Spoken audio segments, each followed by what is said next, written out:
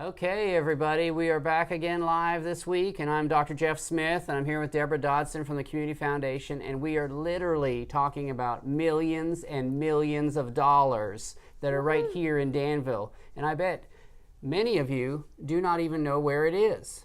So please comment below if you know where the Community Foundation is, and see about if you want to listen in and hear about these millions of dollars and what's going on and where did they come from. So, Debra, welcome. Hey, Jeff. How are you? Doing good. So good to see you. Thanks for having me. So, tell us a little bit about when did the Community Foundation start? So, we started in 1996, which has only been about 22 years ago now.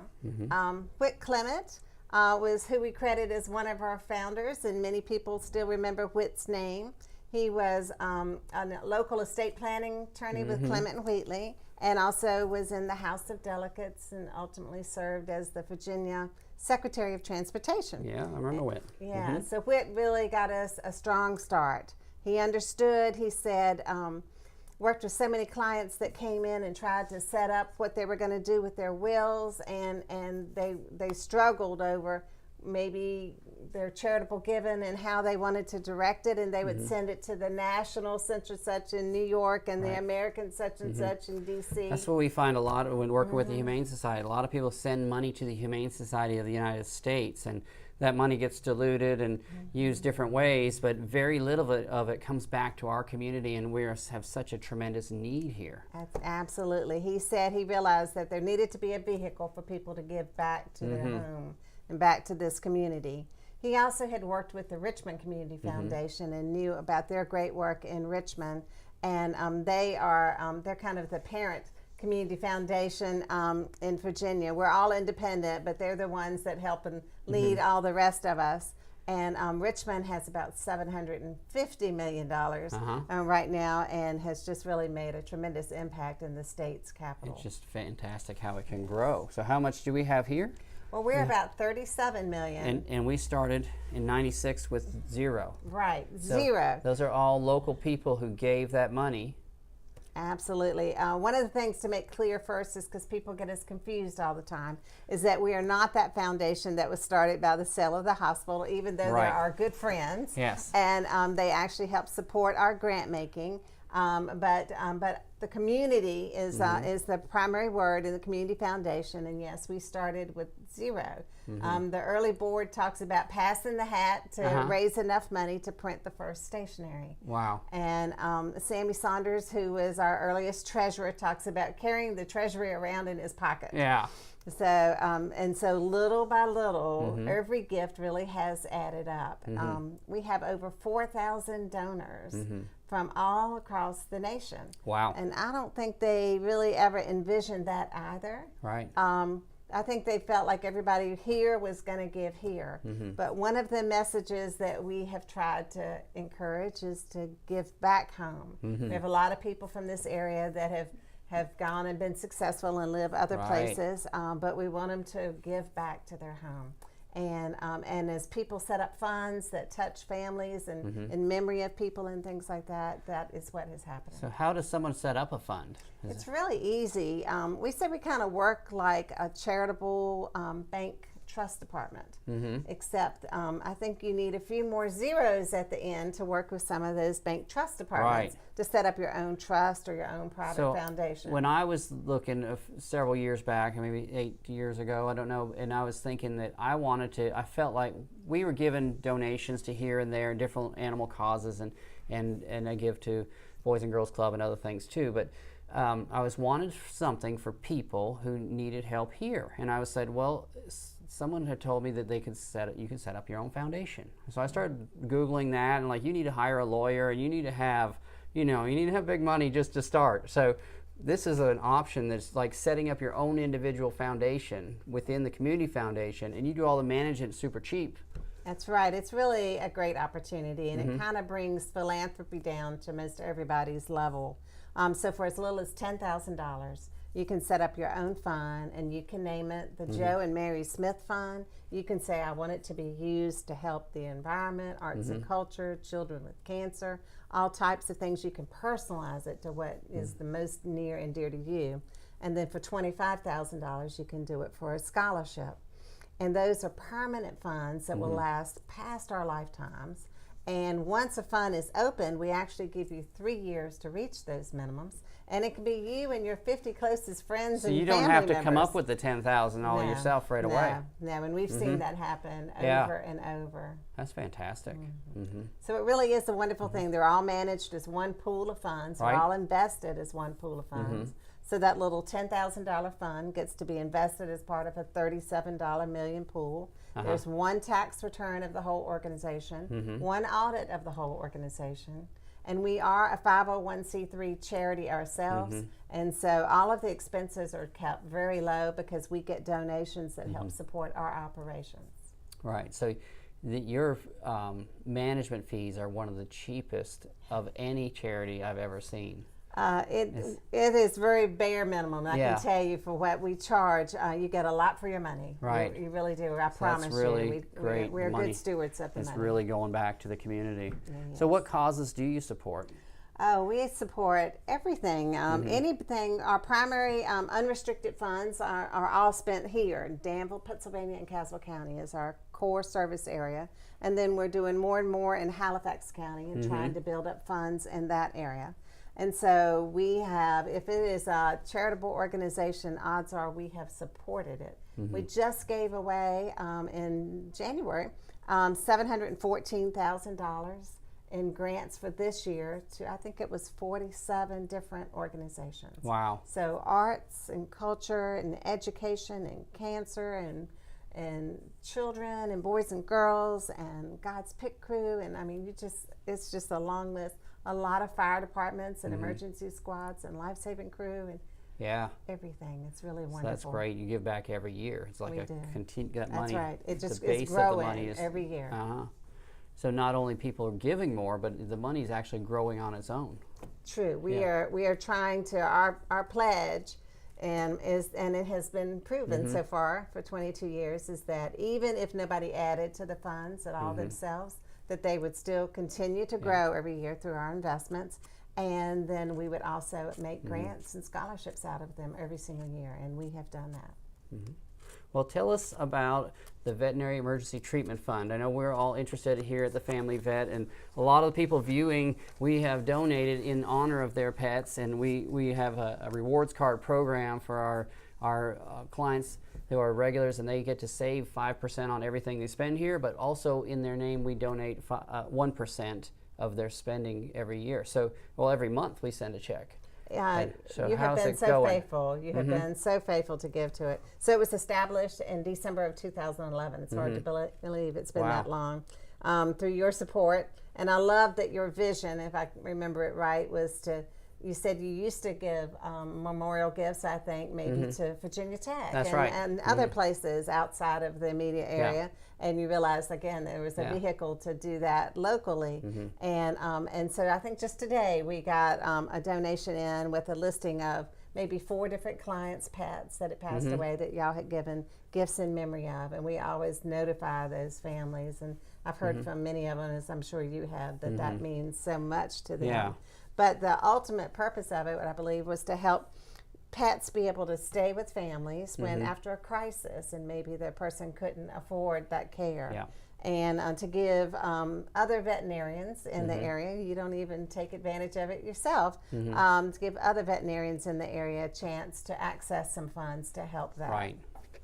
And since it started, we've had 197 different gifts. That is fantastic. I know. Yeah, We're going to get 3 more people now for 200 gifts. Yeah, when I first started it, I was like, I don't know, is this just me out there? Am I crazy? This is so fantastic that this many people have contributed. It really has. 197 different gifts, and the current balance now is over $46,000. That's fantastic. So it is growing. It does take just a little bit of time for that snowball effect to get going. But it is kind of an exponential thing. It really takes off at some point. It does. Yeah. So we're very excited. It's one of our favorite funds. I promise you it is. Good. Well, I really like it because I've been very impressed with you and the Humane Society. This fund is set up for it has nothing to do with me anymore. It's set up and it's going to be there long after I'm gone. And so the director of the community foundation talks to the director of the Danville Humane Society, whoever those two people are in the next 50 years, and that vet can call the Humane Society and say, do you have any vet fund money, because I have somebody whose dog is dying right now and we need $200. Can you do it? And we can save this dog's life. And they say yes. And it's like that. And it's like people helping people right in the community. It is. It's a wonderful thing. We have a few stories from that. So far we've given 6 grants to the Danville Humane Society. We have basically contracted with them to run this program for us and for you. And like I say, they work with those area veterinarians. And I have 2 stories that I'll just read to you that Paulette has sent me from the Humane Society. The first one says, we are very pleased that the Community Foundation Vet Fund enabled Tootsie, a cat that survived a house fire, to receive veterinary treatment so he could be returned to his owners. I'm a cat lover myself, so it was dear to my heart. Said there was a house fire that was caused by unattended cooking that killed 1 cat. But Tootsie was non-responsive, but firefighters used the pet oxygen mask donated to them by the Danville Humane Society to resuscitate him. And then shelter staff members were called to assist, and Tootsie was transported and cared for. But he was revived and picked up by his owners and able to return home. So that's a wonderful thing. You think about if you just put yourself in that person's shoes, they've lost everything in a house fire, and you know they have their beloved cat. I mean, I bet that cat heard some stories, and you know they cried some tears together. So that's really special. And the other one is Little Bit. I love that name. A Pomeranian mix was attacked at his home by a stray dog. I think it was maybe an elderly owner that had was letting him out, and all of a sudden he was attacked. And his injuries were very severe and life-threatening, and had to have 2 different surgeries, and the vet fund helped to pay for those surgeries.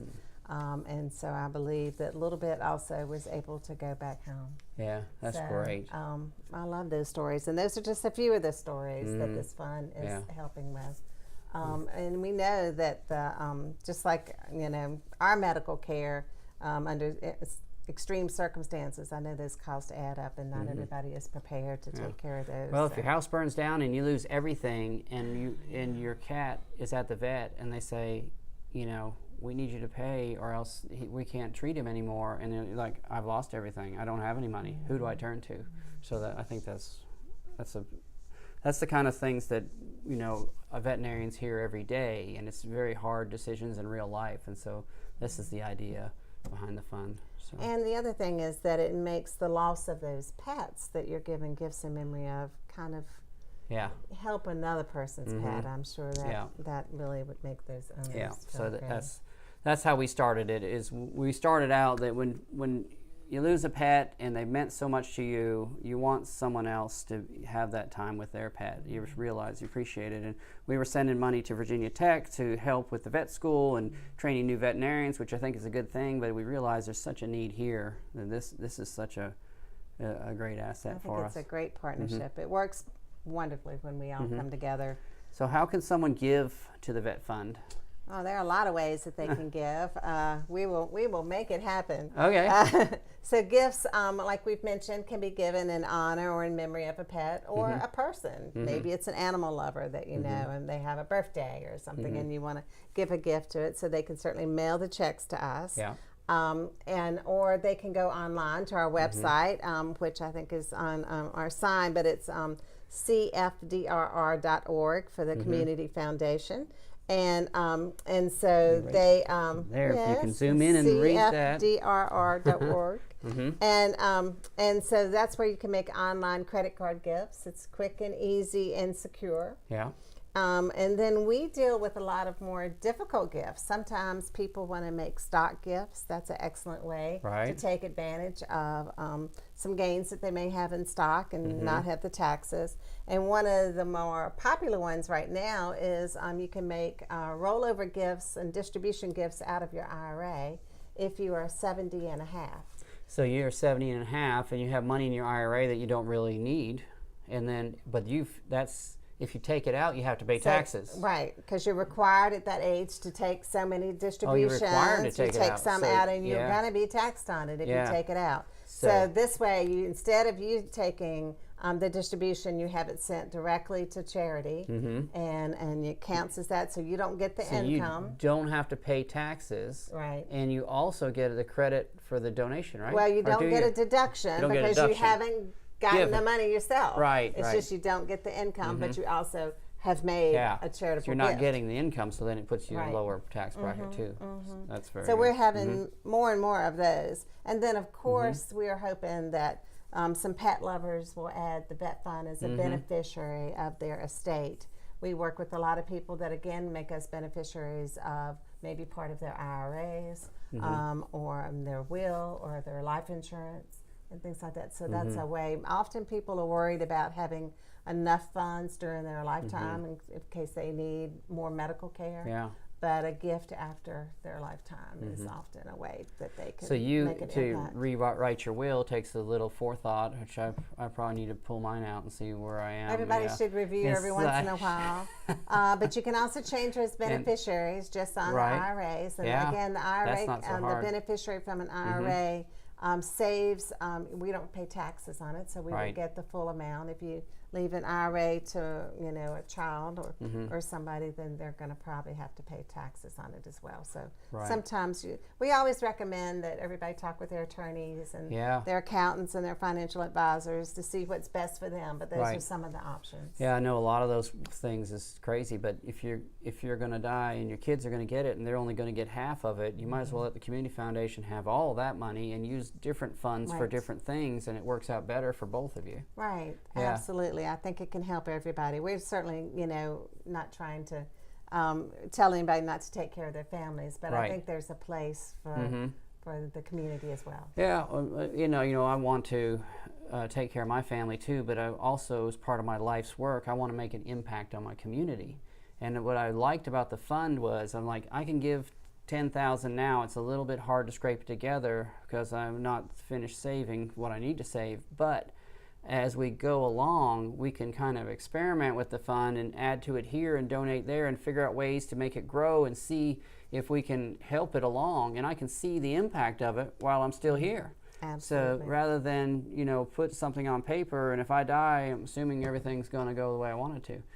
So how would somebody start a fund of their own? So they can just contact us. It's really quick and easy. It doesn't require an attorney. But again, we always will recommend that they talk with one and make sure that everything's in order. But we just usually sit down and talk with somebody to talk about what their interests are and what their goals are, what they're trying to accomplish. One of the easiest ones that I usually recommend is what I call a legacy fund. Because people will say, well, I'm not really sure. Maybe we'll give to this or maybe we'll give to this. And I just say, well, set up like a legacy fund to continue your giving to the organizations you give during your lifetime. Oh. You've already made your choice. Yeah, you've already been doing today. it. And it can be your church. It can be your college. It can be the vet fund. It can be the Humane Society, the YMCA, the fire department, whoever. And so you just give us a list, and then once a year we send those checks out of the fund in your name. So your giving and your support of those organizations continues past your lifetime. And you probably have a general fund also. We actually have an unrestricted, a community impact fund, and then every year we have a board that reviews applications and determines what the most pressing needs are. That's a really good thing for just in the 20 years or so, 25 I've been here, that this community has gone through a lot of evolutions and changes, and there's been needs for different monies in different places. And 50 years ago, you would never predicted that the tobacco industry in Dan River would have crashed and everything would have changed and flip-flopped like that. So well, things change over time, and we never know what the needs of the future are going to be. So community foundations, the IRS likes the idea of thousands of donors coming together to pool their resources to benefit an area, so they give us a little more flexibility with things like that. So it really has, we've seen that even during these 22 years about some funds that have been set up that were, the purpose has changed because over time the need is not there. So you have a wide variety of funds already. We don't even need to create our own fund, right? There's That's right. a number Anybody of different can animal give. funds. Yes. I get confused even. So tell me about the animal funds in Yes, particular. we have a lot of animal lovers, as you know, thank goodness, in the area. And so we've had a couple of other donors that have set up funds with us. One that people may have seen us associated with is the Pennsylvania County Animal Shelter Fund. And that one was set up in 2008 by a different donor. And that really saw the need for a new shelter in the county and basically set aside some money as an incentive to help the county with that new shelter. But we're very glad to say finally now in 2019 we do have that new shelter. And so we were able to partner with the county on some fundraising to help benefit that shelter through this fund, and had some naming rights and some things that we were able to offer. But the fund still exists, and it's an endowment fund for the shelter now, and so every year they will get a check out of that, a small percentage out of that fund, but it will continue. And so anybody that wants to continue to help that animal shelter can give to that fund. Okay. And then we also have had donors that have set up just a general animal welfare fund. And that one is totally unrestricted. It's going to be made to grants to Danville and Pennsylvania County organizations that are helping with animal welfare. So that's going to be a nice. And again, these are all nonprofits. They are. So, yeah. So your money's going to good places. Absolutely. And every grant we give, let me say that we do complete oversight of. We require complete record keeping back and accounting of every penny. If we gave you $500 and you give us receipts for $495, then we're going to ask for the $5 back. And so you're sure that we've got that additional oversight on how the money is used, and that it was used for the purpose that it was supposed to be. And then the last fund is the Irving and Louise Hambrick Scarce Animal Welfare Fund, and this one is a donor advised fund, and the donor set it up in memory of his parents. And so every year he tells us grants that he would like to award that support animal welfare. So that's an interesting way that you could set up the fund where you get to choose and help tell where the money goes. And it's a lot of flexibility. I kind of say we're like Burger King, and you can have it your own way. Your own way. That's right. That's so we fantastic. just need people to come and talk to us. It really is personalized, and we can figure out what type of fund makes the best sense for anybody. Or like I say, anybody can give to any of the 150 funds that people have already established. We do have scholarships. I'll give one little blurb for scholarships because they are open right now. And we have had a couple of veterinarian students that have gotten scholarships as well. So we have 50 plus scholarships that are open right now on our website. And it's one application for all 50 scholarships. And so donors have set up each one of these different scholarships, and so they are personalized. They might be for GW high school students. They might be for local students attending Virginia Tech. They might be for somebody studying art or nursing or things like that. So high school and college age students. And some of them are graduate study as well. Graduate school. So anybody who, this is when a scholarship. The deadline is February 28th. So by next month, February 28th, share this, tag a friend. If you have somebody who's a school age who wants to go back to school or is in school, get in there and apply for all 50 scholarships with one application. That's great. I mean, in our industry, we're really reaching a crisis with veterinarians in that the price of vet school no longer, if you go to an expensive one, some of the Ivy League schools, or if you go overseas, then the price of vet school is no longer economically feasible. So the financial advisors are saying, if you pay this much for this degree, you're going to get a low salary when you graduate. You're not going to be able to pay off the debt. Don't do it. So you're deciding, I'm doing it just for the love of animals. Truly, we do it just for the love of animals, because you're not going to get paid. So this is something that can really help, because I don't think the colleges are going to lower their rates anytime soon. It's really so expensive. I know it is, and so we are really honored to be able to help with all of these scholarships. This current year, we have 100 students that are receiving scholarships for us, and I think we've given over $2 million back in scholarships so far, and $22 million in grants. Wow, that's a lot of money. And still have and we still have 37 left. It is. So we started, wonderful. That's, if I do the math in my head, we're at $60 million that we've got for the community from zero in a short time. So that's when I came to town, was in '94. So it just started shortly after me. So if I think this is a wonderful thing that you're doing here, and I want everybody to support it, and I'd like to answer any questions. You guys have any questions or any questions from the audience? But if you want to know about the Community Foundation, you can go to their website here or call their phone number here.